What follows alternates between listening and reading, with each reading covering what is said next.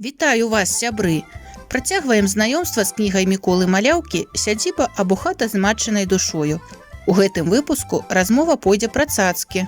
Сёння ў краме можна купіць любую цацку, ад простай бразготкі да касмічнай ракеты. А быў час, калі цацкі рабілі самі бацькі, а то і дзеці. Цацка – гэта забаўка для дзіцяці. З пялёнак дзіця патрабавала ўвагі і ласкі. Супакойваць яго, каб не плакала, і дапамагалі цацкі. Над калыскаю, бывала, вешалі на вяровачцы гліняны шарык з каменьчыкам усярэдзіне. Дзіця ручкаю дакраналася да цацкі, і цацка абзывалася, як жывая, цешачы малое ў калысцы. Дзіця пачынала хадзіць, гаварыць, пазнаваць навакольны свет. Бразготкі ўжо не цікавілі яго, і умельцы ляпілі з гліны розных звяркоў і птушак.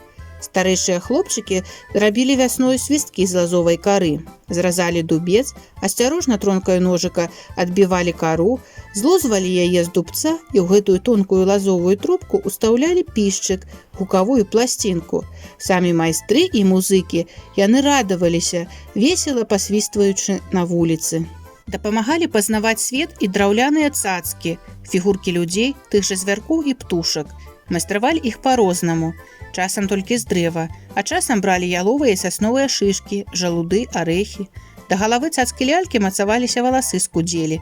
Твар размалёўвалі вугольчыкам, адзенне шылі з кавалачкаў тканіны. З такімі лялькамі любілі гуляць дзяўчынкі. Гэта былі іх дзеці. І яны, як клапатлівыя маці, будзілі іх, прычэсвалі, вадзілі гуляць, закалыхвалі на руках. Большыя дзяўчынкі і самі рабілі лялькі з чыстых анучак. Кожнай давалі прыгожае імя. Мне красуню з бантам аддала сястрычка. Ой, старая, бачу, у яе спаднічка. Над квяцістым шоўкам я сядзела ціха, кройла абноўку, шыла як краўчыха. Пакалола пальцы, да сястрычку клічу, каб прымераць ляльцы модную спаднічку. Хлопчыкаў болей цікавілі мужчынскія цацкі з дрэва, асабліва з нескладаным механізмам, які перадаваў пэўны рух ці дзеянне. Пельшчыкі пілавалі дрэвы, конікі хоцалі ў сядле, зайцы-музыкі па чарзе білі палачкамі ў барабан. Не кожны бацька мог выштумаць такую цацку, і яны вельмі цаніліся. Плялі цацкі яшчэ з распараных жытніх саломінак, складвалі ў пучкі, туга перавязвалі.